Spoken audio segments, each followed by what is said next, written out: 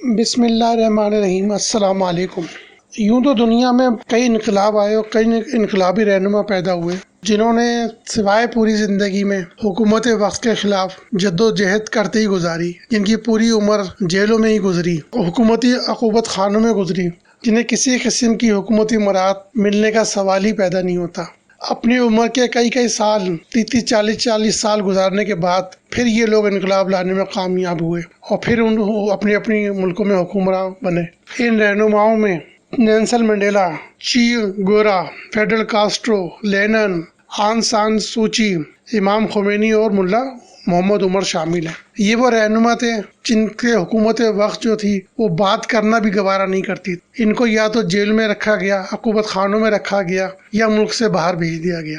کسی قسم کی مراعات کا تو سوال ہی پیدا نہیں ہوتا۔ ان کی زندگیاں جد و جہد میں گزری، انہیں کسی نے بھی حکومت سے نہ مراعات مانگی نہ سیکورٹی مانگی۔ لیکن آج پاکستان میں ایک ایسے بھی آزادی دلانے والے انقلابی رہنما پیدا ہوئے ہیں جن کے بارے میں آج انکشاف ہوا ہے کہ ان کے جو گھر کی صرف سیکورٹی کے لیے 171 حکومتی اور پرائیویٹ اہلکار تعینات ہیں، جس میں حکومت کے AFC کے 72، پولیس کے 42، KPK پولیس کے 36، گلگت بلتستان کے 6، SMS پرائیویٹ سیکورٹی کے 26 اور عسکری سیکورٹی کے 9 اہلکار شامل ہیں۔ 171 اہلکار صرف گھر کی حفاظت فرما رہے ہیں، باقی رہ گئے خود۔ تو جب یہ اسلام آباد سے گھر سے نکلتے ہیں تو ان کے حفاظت کے لیے تقریباً 28 کے قریب اہلکار ہوتے ہیں، جن میں پولیس کے 23 اور رینجرز کے 5 اہلکار شامل ہیں۔ اس کے علاوہ پولیس کی 4 گاڑیاں اور رینجرز کی 1 گاڑی بھی ان کی حفاظت کے لیے ان کے ساتھ ہوتی ہے۔ اپنے پورے دور حکومت میں اسلام آباد سے وزیراعظم ہاؤس آنے کے لیے انہوں نے ہیلی کاپٹر کا استعمال کیا، اربوں روپے خرچ ہوئے۔ اپنے جب 2018 سے الیکشن سے پہلے انہوں نے دیکھا ہوگا آپ نے کہ پروٹوکول کے خلاف مہم چلی کہ سگنلوں پہ بھی گاڑیاں کیوں کھڑی ہوتی ہیں، وہاں بھی سیکورٹی گاڑیاں کھڑی نہ ہوں، وہاں سے حکومت کو جو بھی وزراء ہوتے ہیں وہاں سے جو گزرتے ہیں تو ان کو بھی روکا جائے۔ کچھ دنوں تک یہ چلتا رہا، پھر اس کے بعد وہ ڈرامہ بھی ختم ہو گیا۔ آج یہ سیکورٹی کا اتنا بڑا جو انہوں نے بیڑا اپنے پاس رکھا ہوا ہے تو یہ مذاق اڑا رہا ہے اس پروٹوکول کی مخالفت کا۔